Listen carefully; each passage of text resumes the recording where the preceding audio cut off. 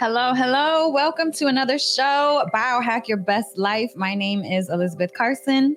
And I am Billy Carson, aka Forbidden Knowledge. Yes, yes. And you guys, we had to bring Dr. Patrick Porter back because you guys loved him. Okay. So again, thank you, Dr. Patrick Porter, for being here today.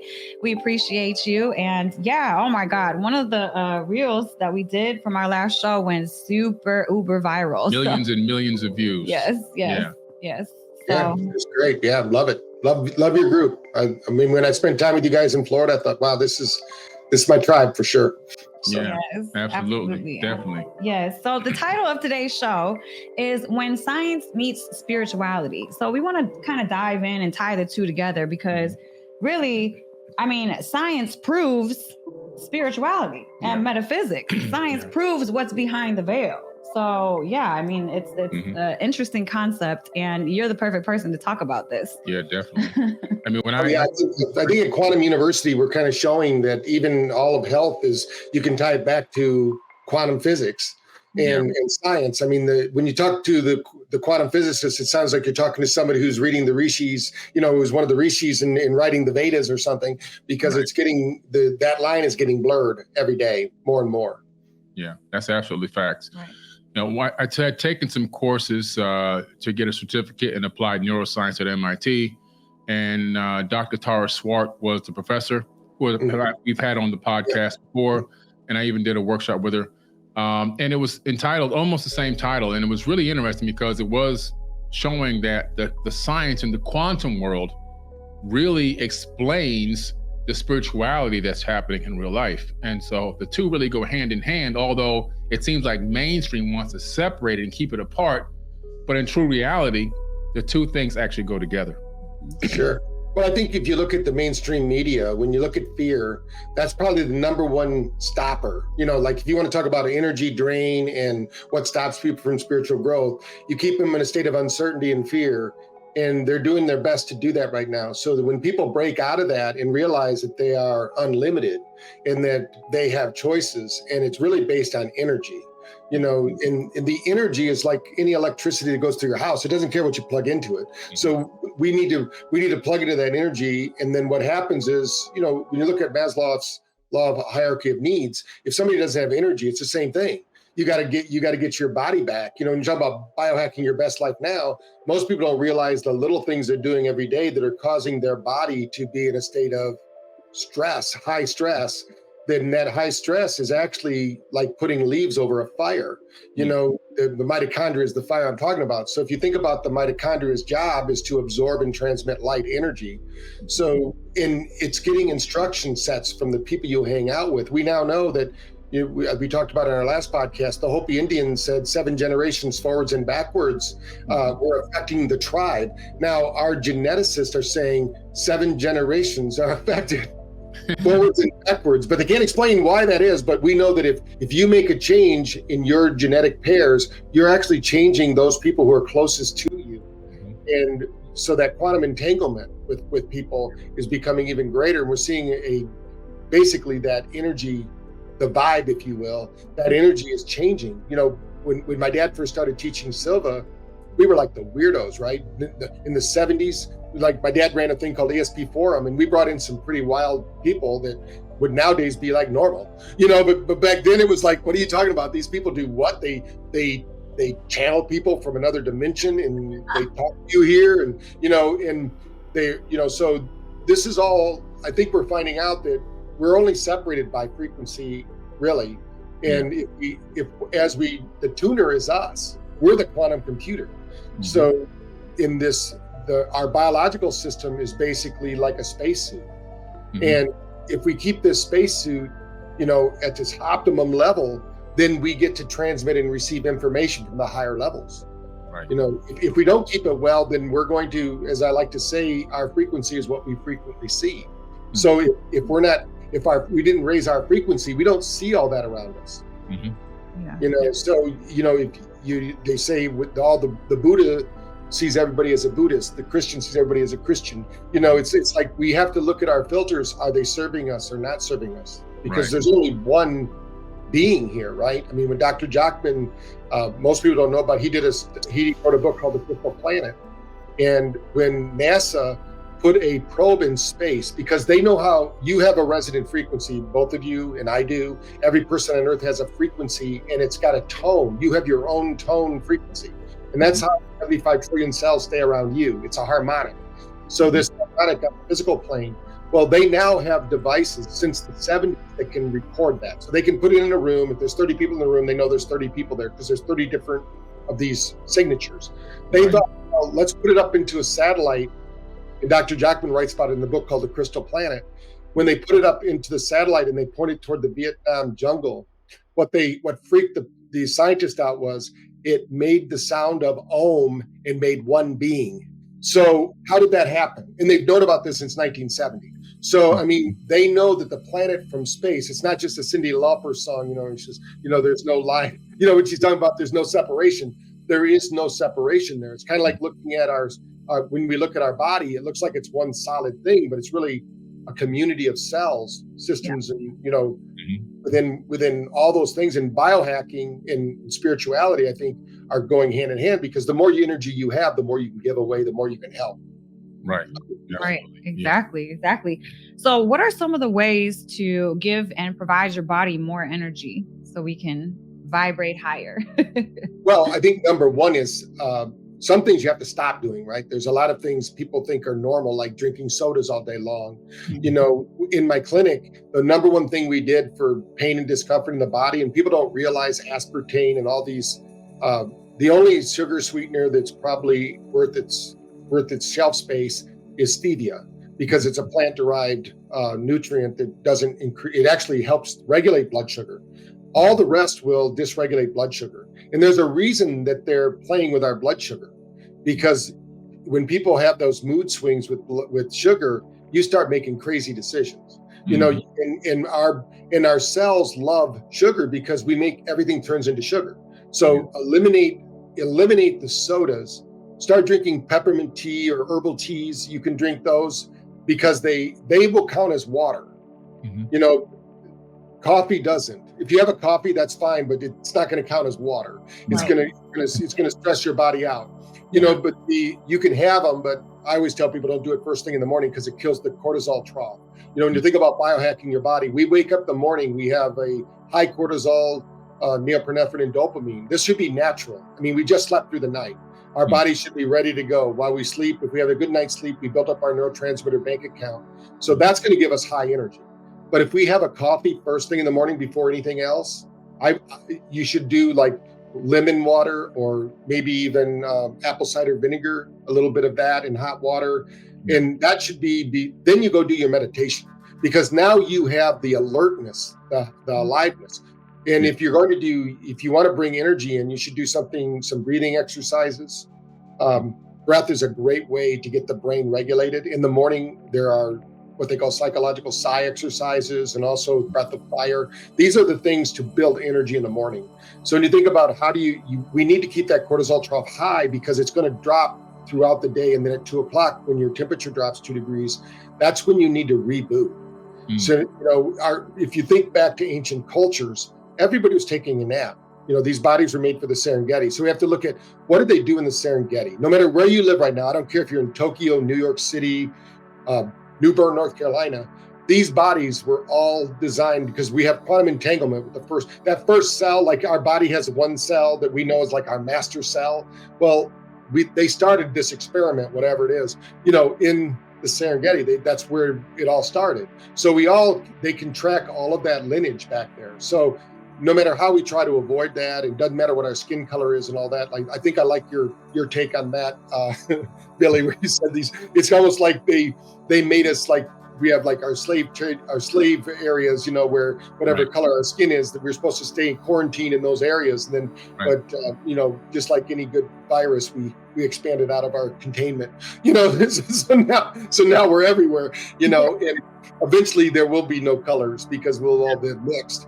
And it'll be different, than what it is today. But and I've always wondered, on a higher level, why is this all happening? It wasn't just because there's more light in certain areas and more darkness. Because when we take the genetics back, and I know that you talk about on the Forbidden Network, there's like a SNP that's been altered inside of it. So, and I talked about this on our last podcast too, that we know that through frequency response, our true genetic memory is there. So in the morning, the more we put in, the more we actually eat, the more we drink, the more we do these things, we actually slow down our spiritual health. In India, they say as we age, we should go from 3 meals to 2 meals to 1 meal. If you're only meditating all day long, you don't need to eat a lot.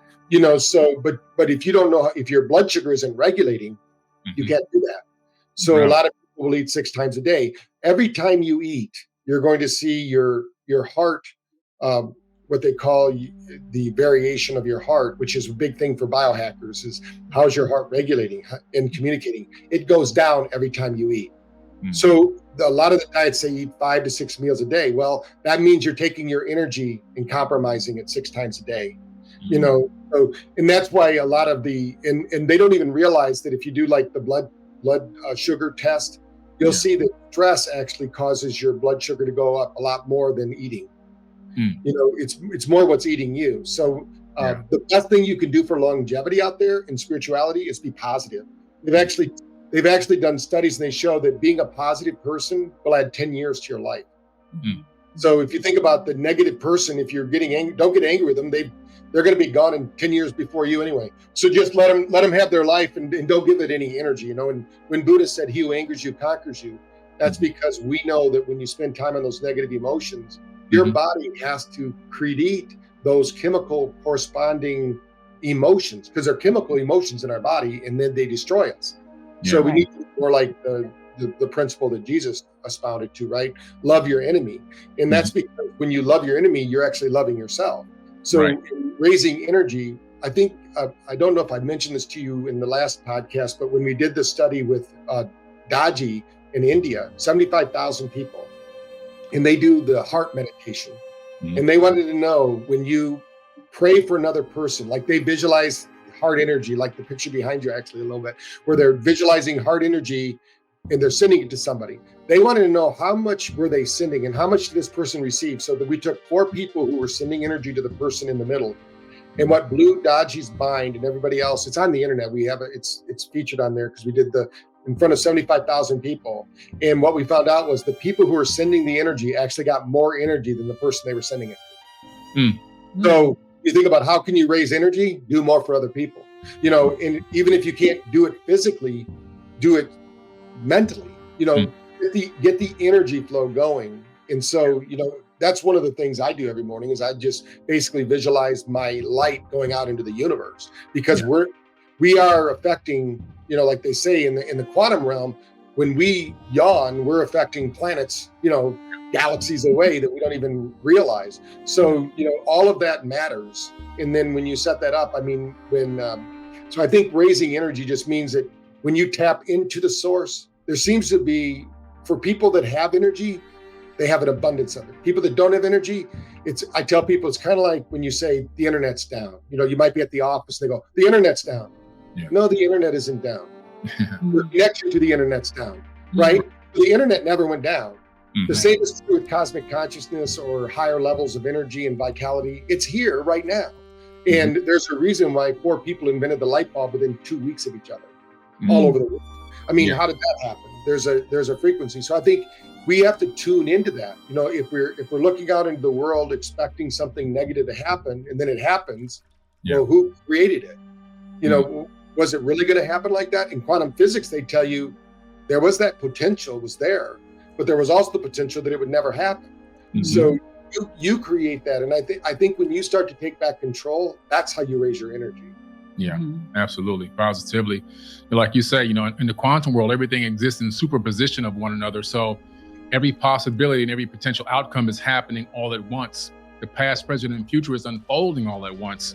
It's really up to the conscious observer who's focusing their energy into that superposition as to what is going to unfold in their reality tunnel. So we can create our own reality tunnel, and we can have a certain amount of control over that. We collectively, we're all creating reality, but individually, we're helping to create our own reality tunnels. And a lot of people are not aware of it, and they're creating a horrific tunnel.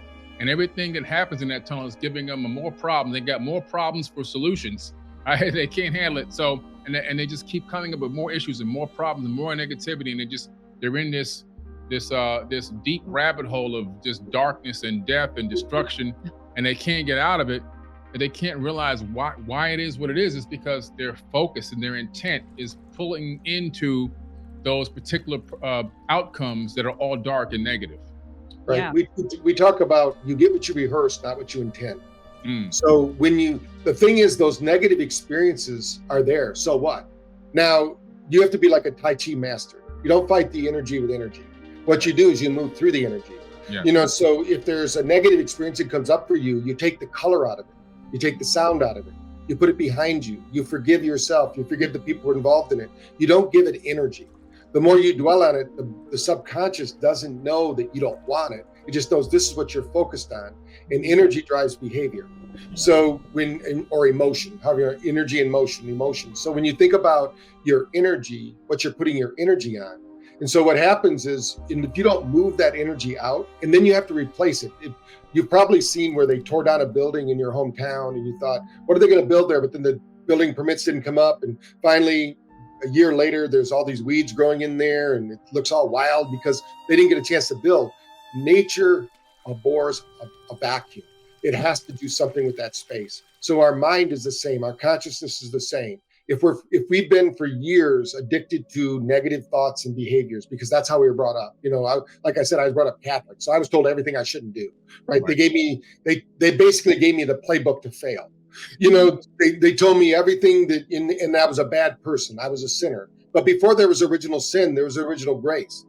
So when you think about, and if you walk around saying you're a sinner, mm-hmm. and it is true, we're not the big G, they're not the big God, but we're doing the best we can with the information we have at hand.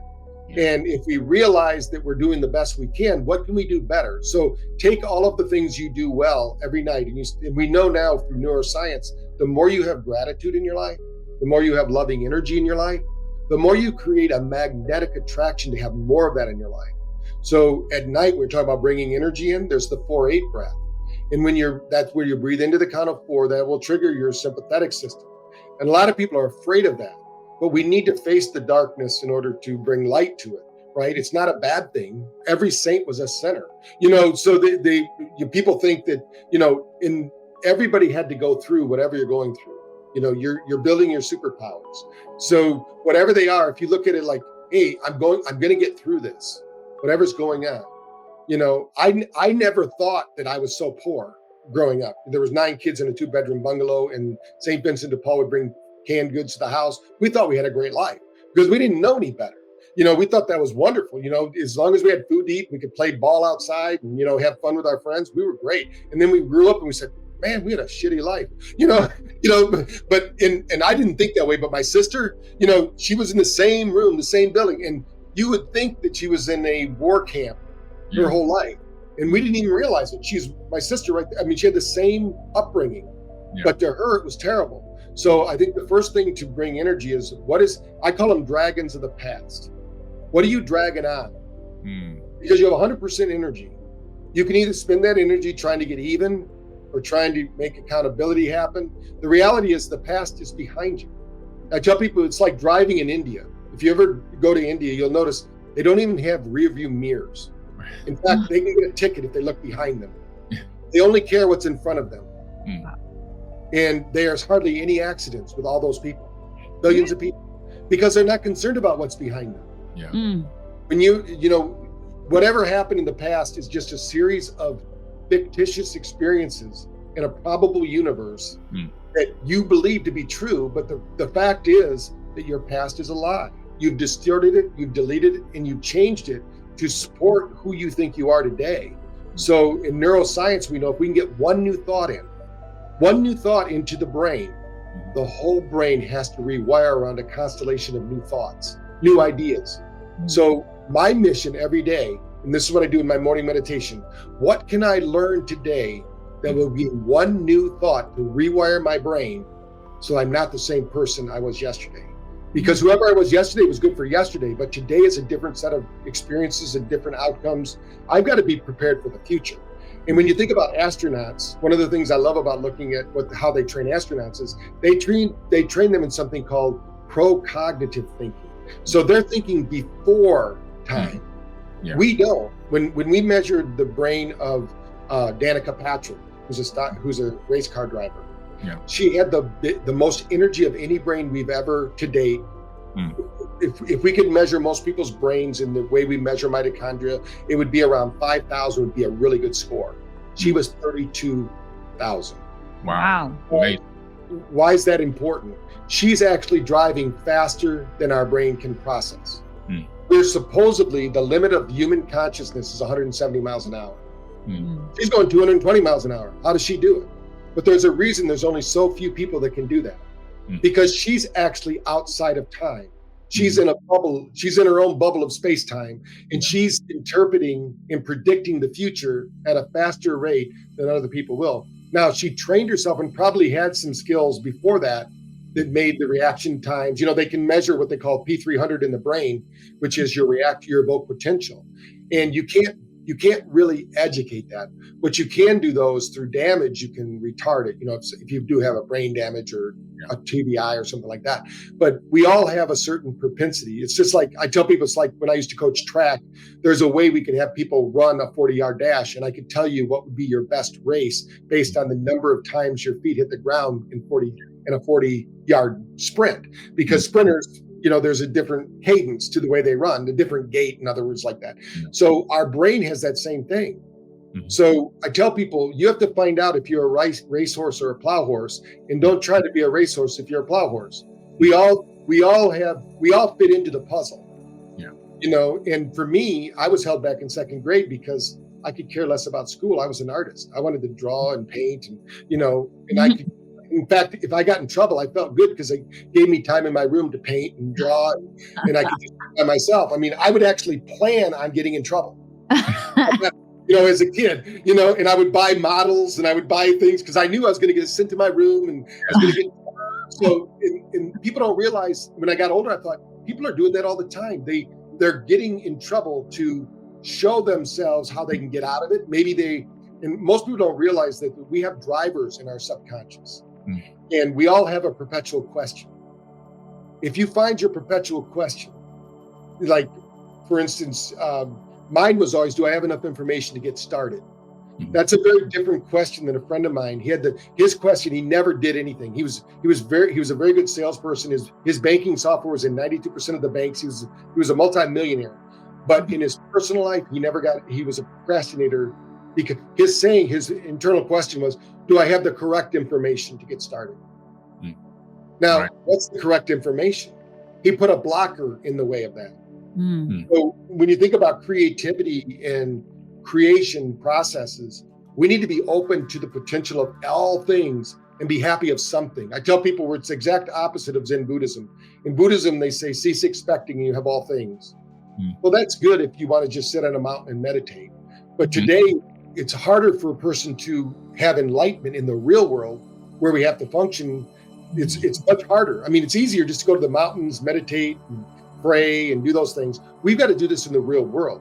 So we've got to figure out what we are expecting. We sometimes have to lower our expectancies, but we keep them high because we never know. What could be that one thought that rewires your brain so you have this precognition, or you have clairvoyance or clairsentient, clairaudience. These are all features of our consciousness that are for everyone. It's not a certain person. Right. We all have that potential. So how do we unlock that potential? Number one, we have to change the filters that we've been given. And those are from brothers, sisters, preachers, and teachers, and parents, and all those people that are telling us who we are, what we think, what can we do. You're not smart enough, you're not good enough. All of those things in your past, those are the things that while you're laying in bed and they come up, you thank them for it. I mean, they're trying to protect you. The number one thing is, people, there's a saying that I always thought Grandma Armstrong said, but I found out that Churchill said it. It was, it's better to let people think you're stupid than open your mouth and prove them right. And so This is what we would hear before church every Sunday. With, imagine 9 kids, 9 spastic porters going into church. You're getting the hell scared out of you so you don't act up in church. So, we're being told. So now I have to get up and speak in front of people. Back when I was 24, 25 years old, and I got this message in my head. It's better to let them think you're stupid than open your mouth and prove them right. Well, I had to retrain that, right? And if you knew me in high school, my friends from high school and college, they go, "You speak for a living?" You never heard me say 2 words. I was an athlete. I didn't really talk a lot, but it's like you have to learn to get out of that. And for me, I think that it's just unlocking. Now, if you have something to say, it's a lot easier. Some people try to talk about things they don't know anything about. So always in your scope of knowledge. But what I know in consciousness expansion is whatever is you today, whatever makes up Elizabeth and Billy today, that's only today's model. Mm-hmm. You're getting an upgrade. Just like your video said at the beginning of the show, you're getting an upgrade whether you want it or not. Yeah. And people go screaming into their upgrade. Because if you don't, there's karmic paths, I believe, that you're always going to face. And until you face those karmic demons, you'll never get into Dharma, which is universal harmony. Once you get into the Dharmic path, then what happens is everything is synchronicity. Mm-hmm. You talk about somebody, they ping you on the phone, they call you. You ask for some piece of information and it shows up, and it's not Google doing it, So we have Google doing that now, but everything is mirroring consciousness. Mm-hmm. There is a, let's say, a oversoul or for every person that wants you to be the best you can be, but it's going to let you struggle as well.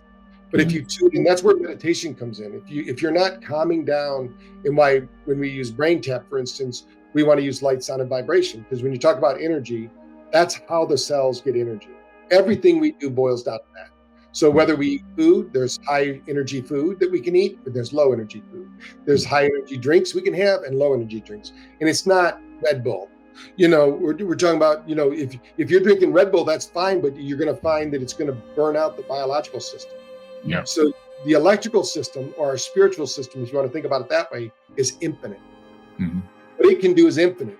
You can connect, but our biological system, which is what we're biohacking, that's limited. That's why we have to, eat the right foods, think the right thoughts, do the right things, because the body is finite. And if, there are people that think they're going to live forever, and I always tell them, congratulations, you are, but not in this body. Right. I mean, there's been a lot of really great saints that have been on this earth before us, and they didn't do it.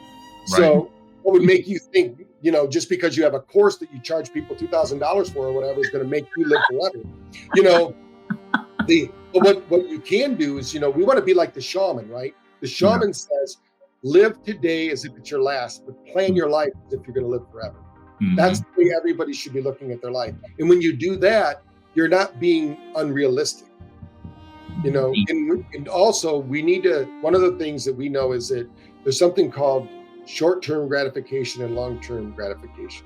Mm-hmm. People who have long-term gratification tend to be more successful, more physically fit, more balanced. Those people that see it and gotta have it. That I love that. There's a music video that I play sometimes at my seminar where it's just, I saw it, I bought it, I got it. She's just saying, and that's the mentality we have out there. People see it, they want it, they bought it, and that's fine. But eventually that gets old. How many pairs of clothes, how many pairs of shoes do you need? How many shirts do you need? How many cars do you need? All those things, eventually you're going to get tired of it. And then what's it going to be? So it's all about flow and knowing that, you are, if an external thing is making you who you are, there's a problem. If the external thing is just something that's like, it's just there. I know money's the way to keep score is what I tell people. And I'm a Leo, so I love to keep score. So I make a lot of money. That's okay. That's what, and the other thing is that I told people when I was first starting in this business, I thought I couldn't charge. I'm helping people. Yeah. And so people would pay me $5 or $10. Now we're talking about the 70s now. And that would be what they'd pay me as a counselor. So I couldn't do that. I couldn't do that job after a while. No. I'm like, when people don't even, and I went to a Tony Robbins seminar, which a lot of people probably listening know who he is. And I'm not saying I don't think he's a big saint or anything like that. He's the epitome of, mastering money and things like that, which he's done a lot for the industry of NLP and things like that. But in his case, it's all about getting riches. Well, that's not the end result. Yeah. Because I don't know anybody that can take that with them. In the Bible, it says you can't get into the city unless you can get through the eye of the camel. Right. The eye of the city. Well, what they meant was the camel could only go in, and there was a hole in the wall. You couldn't bring anything more in that would fit into that eye. Mm-hmm. That was it. Yeah. So it wasn't about you doing something with your vision and things like that. It was actually a physical reality. You couldn't bring that much into the city. Right. And so the thing is, the only thing we can bring with us in our next incarnation or our next whatever it is our energy. Yeah. What did we do? Who did we serve? What did we leave behind? What's our legacy? Yeah. And I think what we're finding is that people are finding that they're tapping into these other lives now. Mm. I still remember my daughter when she was very young. She woke up the night terrified, and I said, "What's going on?" She said, "The pink tones are coming." Mm. I said, "What are the pink tones?" And so we were shopping in the mall, and she showed me they had a little ET doll, and so they were coming to her room, or at least she was, that's what was experienced. And I said, "Well, why don't you just talk to them? Have some fun." And I said, "They can teach you how to read." Mm. By the time she was 4, she was reading books in like 20 to 30 minutes. She's a super reader. So I said, "Let them teach you how to read." Yeah. So she was trained to read in her dreams by these pink tones. Wow. Yeah. Incredible. They're not here to hurt us. Everything is connected. It's like beads on a string, and of course I think there are demonic people and people that are just like Shiva, as the destroyer and the creator. We're going to have these, every religion has to have its demon, to motivate us, but the reality is that they're talking about our consciousness. Mm-hmm. We can destroy ourselves, or we can use our mentality, our visualization, our in-depth skills. Now, the problem is nobody was trained that way. Mm-hmm. If we could take all our negative experiences and put them behind us as black and white with learned lessons, then our brain would say, "Okay, we're justified. That's the way it is. You're not going to get even anyway. You're not going to, unless you figure out a way to go back in time and actually change events. We don't even know if it was real, Right. And, I just tell people, go to a family reunion, you'll find out how true your past is. Because whatever you bring up, somebody's got a different view of it. They distorted, deleted, and changed it to support their past. So why don't I love what Richard Bandler says. He said, we should all have as many past as we need to support our positive future. Mm-hmm. So what would you need to do if you could go back in time? So instead of dwelling on the past you don't like, recreate the past. Mm-hmm. Create it where you had the support, the mentorship, read the books that you need to read, get around the people you need to be around. That will change how you show up in a physical level. Your epigenetics are changing every 40 seconds, as we talked about in the other podcasts. Your cellular memory is being triggered. Now, remember, there's the default setting. You can always use the default setting, but if you want to upgrade, and I love the book, Autobiography of a Yogi by Paramahansa Yogananda, because his destiny in his life, where he became Paramahansa Yogananda, who brought yoga to the West, he was supposed to be married and have 2 kids. He said, "No, I don't want that one. I'm going to study with you, Sri Okshawarji, and I'm going to become a guru." He says, "Okay, if you're going to do that, we're going to get you ready. We're going to send you to America." But most people don't know about that is that when Paramahansa Yogananda was speaking, another guy from Egypt was being buried underground. His name was Hamid Bey. If you read his book called My Life Preceding 5,000 Burials, he was a 6-ring Egyptian master. There's always a 12-ring Egyptian master. Now in Egypt, you don't go to classes and pay money for your certificate.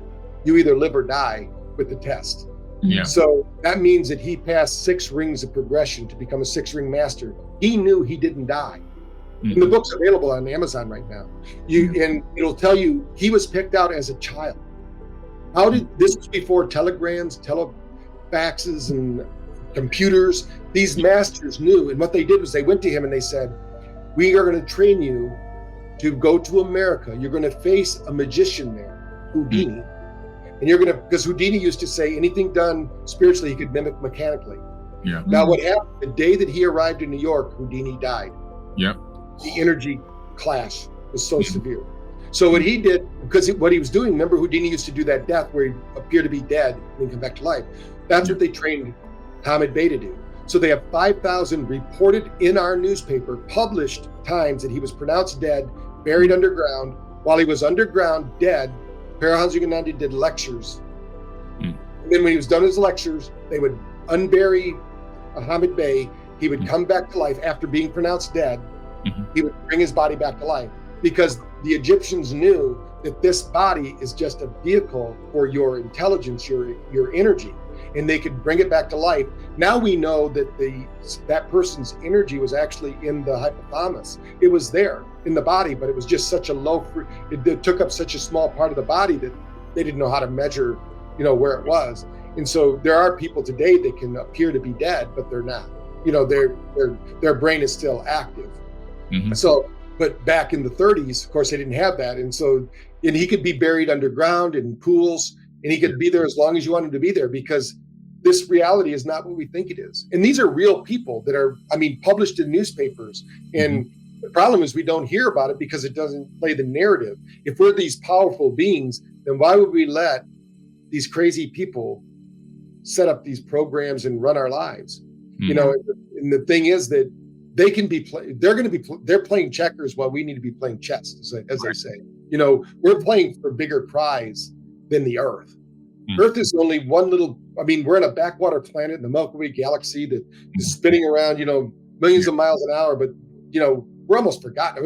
We're like that place in the Travel Channel. They go, did you know there's a little place over here in the Travel? And then every once in a while they swing by and see if we're still here. It's like there are better places, maybe bigger and better places.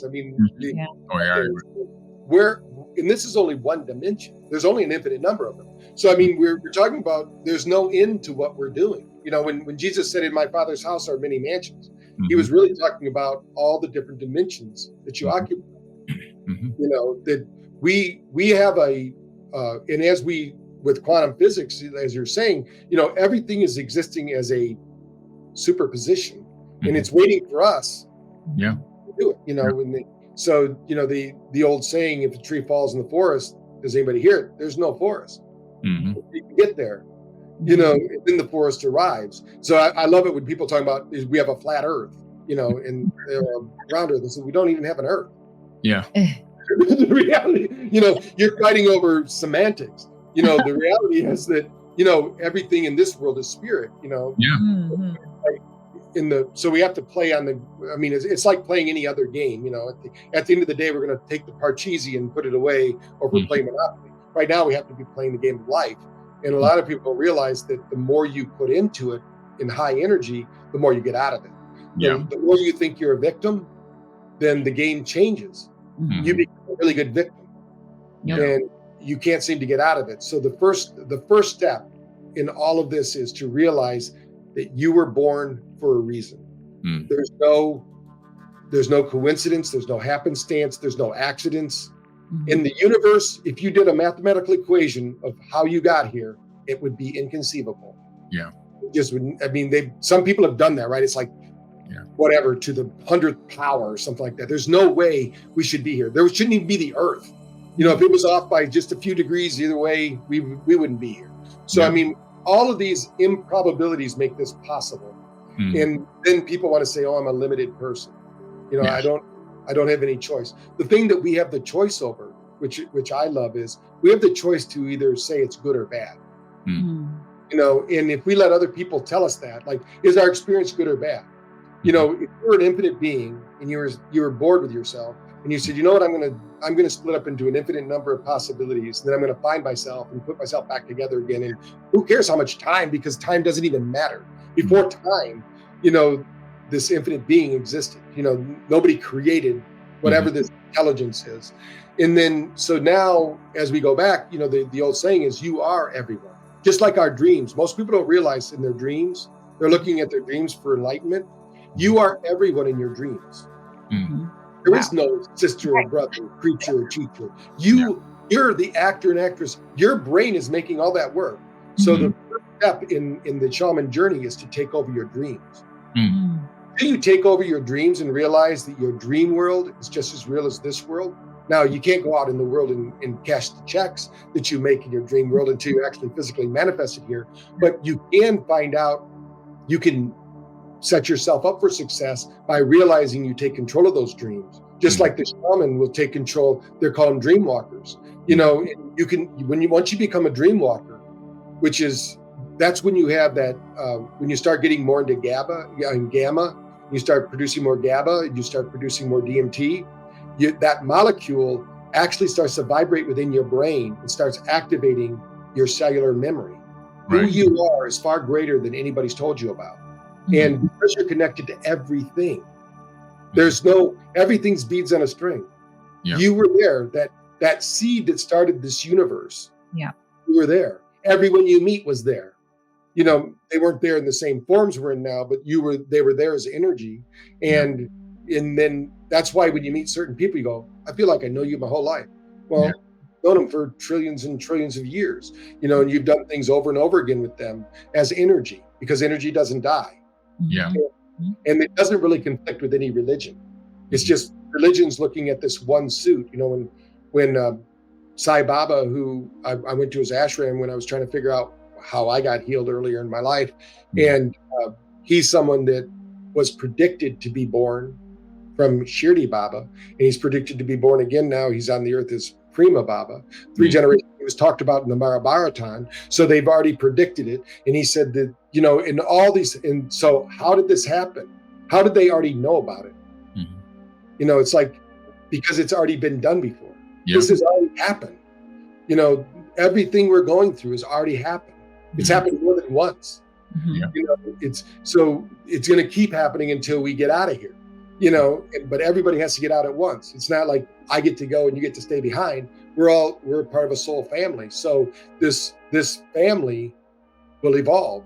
And even in the good book Autobiography of a Yogi, they're talking about another planet that is created right now that some souls are going to, because they're not ready to move on to the next, whatever the next planet is. And it's happening here. I mean, right now there's so much going on. Like I said, people are realizing that your thoughts are more powerful than things. They know that they try to keep you out of the sunlight. There's a reason they did that, kept you in your house. Because the sun is educating us. It's the mitochondria of our solar system, and it's projecting energy into us, and we work symbiotically with it. And so consciousness is about everything, not about one thing. Yeah, absolutely. Yeah, I mean, I always tell people, like, your deep beliefs and your perception of your reality is what it is going to be. So, like, for instance, yesterday I woke up in a little bit of a funk. I'm like walking around with my funk. I'm like, I just don't feel good. My perception was not great because I'm in my funk, right? So I was like, pause, let me see how I can move through this. And I just went outside and stared at a tree. And I gave that tree all of my energy. I'm like, wow, this beautiful tree is a living being. And I was just so grateful for this tree in nature. And I felt the universe just whoosh, give that energy right back. And it was almost like a cleansing, because once you can change your perception of your reality, that's what your reality is going to be. So, well, they call it forest bathing, actually, over in Japan and things. And, you know, when you walk among the trees, they are communicating with you. Yeah, they're up-regulating your DNA. You're in tune with nature. I mean, that's the way we were at one time. Imagine how if we were still wearing leather shoes and touching the earth and moving around nature. There's a reason that, like in Clint Oprah's book, Earthing, and I think that's also a part of the inflammation picture stops us. That's one of the things that's stopping us from enlightenment. Yes. Because as long as the house is burning, we have to take care of the burning house. We can't, if the house is okay, now we can go on and expand our consciousness. But as long as the house is struggling and in pain and suffering and we think we're victims, then all of our attention is going to go to that. As soon as we realize that we're who we're waiting for. Yes. There's nobody coming. There's no cavalry. You know, we are the cavalry, you know, at least for ourselves, you know, to get ourselves up. And it's our control. It's our duty to be happy. And I always tell people, you know what the word happy means, right? Happening. If you agree with what's happening in a series of happenings, you are happy. If you don't agree with what's happening, and when Buddha said all unhappiness stems from unfavorable comparisons, if you keep comparing yourself to other people, then you are an infinite universe of one. Yeah. Everyone is supporting you. Now, what's weird is that's true for me. It's true for Billy. It's true for Elizabeth. It's like you said, this tunnel of reality. We get supported and it's a weird thing, but when you get deeper into your meditations and things like that, when people start to give up their physical reality and think that, and like even Joe Dispenza says, we got to forget who we are to become what we are, and he calls it, and they talk about this in the Vedas too, the no thing. Yeah. When we get into that space between, and I always say in my sessions, between the tick and tock of the clock, that's where I want you to get. Because if you're in time, you're judging. And it's not because we want to judge. That's because our reticular activating system to keep us alive. So what we're fighting right now, this is a very important time for us to get out of this programming. We've been programmed to be at war. Yeah. We've been programmed to be, and it's just this reality. When you look at the nature channel, the lions are eating the other animal. Everybody's fighting everybody else. There seems to be no influence. And and you've got something somebody else wants. They want to tax you for it. Somebody else owns it. All these things. And what we're finding now is that we live in a community, but we're separate. And we need to give everybody collectively their own space, their own autonomy, but together we create a world where that's happening. The problem is everybody thinks they know how that's going to happen. I think it's going to happen. I think we're living in a great, great time, and it's not going to happen the way that people are thinking about it, because we, by our very nature, we don't like to be controlled. We're going to, we understand that we are going to inherit the universe. So what is it and we have that inkling. That's why some people just submit, right? They just had enough pain and suffering, but then other people that pain and suffering made them stronger. And you can look at it and make you stronger. Now you got a superpower. But if you look at it, it makes you weaker. Now you've got a kryptonite, right? So if you're out there right now and you have some kryptonite, then we need to put it in a lead box, put it aside, and go look for your superpower, because there is no limitation that doesn't have a solution. Right. You can do it. Even like flying, people say, well, then you should fly. So, well, I know people that do fly, they call it remote viewing. They don't fly in this physical form, but they do fly with their mind. It's non-locale, and they are very good at it. Like Patrick Flanagan and the Stargate project. I mean, these are people that I met in real life, and they're doing these crazy things, and they're not special. He'll tell you that everybody can do it the first time. Yeah.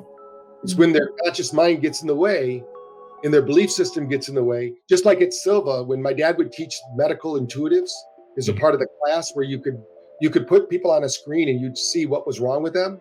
Everyone in the class was a medical intuitive the first time. Wow. The second time they started second guessing. Yeah. So if we could just learn to go with the flow and realize and really tune into that punch that we have, when people with biohacking, this is a good example, they have every intention of doing the biohacks, but then, somebody offers them chocolate cake or whatever, use that as an example. And they go, oh, well, that's fine. I'll just eat more protein and fiber, well, it'd be better just not to eat the chocolate cake, or have less of the chocolate cake. You know what I mean? Or eat it with your meal, something like that. But it's like, you can't talk yourself. If you know that it's bad, that's a double whammy. Yeah. So I tell people, once you know it's not working, it's not a habit anymore. Yeah. Now it's a choice. It's a choice. Once it becomes a choice, you're in power. And that's what I love about biohackers, is they make a choice, the hard choices. And those hard choices are made every day, because it's easier just to take the fast foods, the junk foods. And I mean, if you look at the standard American diet, which they call the SAD diet, right? It's really de-evolution. Yeah. Because what are they doing? They're making people sick, because these bodies were designed, unfortunately, when we look back over time, they only cared about 30 years of our life. That's when we were useful slaves and we could do whatever, but then after 30 years, expire and retire, And now we're living to be 80, 90, 100. They say these bodies, the Coptics say we should live to 242 years. That's what they've figured out. They actually say Jesus went into Egypt. When he said he ascended to Egypt and lived to be 242 years old, and his name is Saint Isa. And there's books written about him. Yeah. And, but he was also trained in Egypt because where did he go? He went to Egypt to learn from the mystics, how to do his mission, but these are all things that don't make sense. And when all they have to do is look at, like, the Catholic Church, which started all the Christianity started with the Catholic Church. There's actually one of the popes that says the myth of Jesus has served us well. Yes. Not that Jesus wasn't real, but they use it as how they use it to manipulate people. Mm-hmm. They use it to empower us. When Jesus said, "These things I've done, you can too, because I'm gone unto the Father," he meant everything I've done, you can do too. Yeah. We have to, we have these powers. So I think when you talk about energy and resources and biohacking, our psychoimmunology, they're now tying that to our belief system more than anything else. Yeah. And the nice thing is now we have family and friends, coworkers that are willing to point out our limitations. We should be thanking them and then fixing them. And those people that are really I love it when I think it was the Maharishi said, those people that are giving you the most trouble in your life, those are your biggest teachers. Mm-hmm. As soon as you conquer that, you move on, you can handle the next thing very easily. But if you look at it like they're put on earth just to make your life miserable, then you have a miserable life. Right. Absolutely. Yeah. Yeah. Wow. It's been an amazing podcast. so much information. I gotta take it all and process now. So much information. It's been great. Thank you so much, Dr. Porter. So top three things for people to just get in this energy that you speak of. Top 3 things. Number 1, eat properly. You can't outthink a bad diet. Number 2, you got to move and breathe. Yes. Some kind of thing, either dance, Tai Chi, yoga, you got to do those. And number 3, some kind of brain fitness. Now, obviously, I like brain tap where we do have breath work, but if you don't have brain tap, do some kind of breath work. You got to get your brain going and stand up as much as possible during your day, because we're designed to be on the move. We're not designed to sit in chairs. 20 minutes of sitting is equivalent to smoking a cigarette. Oh, wow.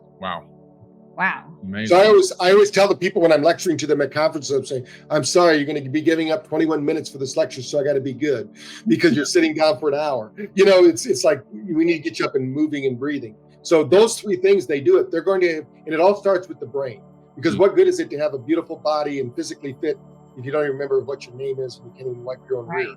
You gotta be ready to keep your brain sharp. Your body will follow. Yeah. And I think that's the key thing. And that's where meditation comes in. And as you meditate, I don't think there's one way to meditate for everyone. No. I think you got to find your own way. But there's a lot of systems out there that do work. You got to find the way that when you're in that meditation, you should feel like you're vibrating and you're actually adding energy to the system. Mm-hmm. And at first you'll plug in, you'll have to take energy. But eventually your energy will be such that when you get done with that meditation, it's like you just plugged into 220 and everybody else is running around on 110. Yeah. And that's when you're getting into that cosmic consciousness, the true source. And then you'll be educated. That's where you're going to learn. There's a difference between intellect and transcendence. Mm-hmm. Mm-hmm. You can be smart, but being smart doesn't mean you're enlightened. Yes. Right. If COVID has taught us anything, we know that the smart people got dumb. So the smartness doesn't mean you actually know what's happening. It just means you know some form of information. So just realize that you have expanded consciousness within you. You're designed to evolve. Yeah. This isn't the final. You're not the final product. You're still a seed. Whatever you're going to be when you grow up is not here. It's not in this reality. It's going to be in a much bigger, grander reality. Absolutely. And so, Dr. Porter, tell everyone where they can find you online, and we'll make sure we have the links in the caption below. Sure. If they go to my YouTube, they can see other videos that might not be as esoteric as this one, but there'll be some videos over there. It's at Dr. Patrick Porter, at Dr. Patrick Porter. That's a good one. Or my website, drpatrickporter.com. And hopefully you'll share some links with Brain Tap, because if they're wondering what we're talking about, what I've been doing for the last 40 years, they can go research brain tap and see how we've evolved it over the last 40 years, because it's evolving. It's never changing too. There's a lot of technology has made things a lot smarter and easier to use. And I think that's where it's at, is somehow not saying we're going to have technology inside of us, because I don't know where that's going to be. Could be, there could be a safe way to do that. But right now we need to use technology because that's what's hampering us right now. But we can use technology to improve our life. That's where biohacking really comes in. Absolutely. Definitely. And we'll make sure we have all the links to that, especially the brain tap, in the caption of this video. We ask everyone to go check out drpatrickporter.com, and also definitely check out the brain tap device. It's an amazing device that's going to help you become more conscious and aware and help you get on the right frequency and vibration. Thanks a lot, Dr. Porter. We appreciate you so much. Thank you so much. Thank you.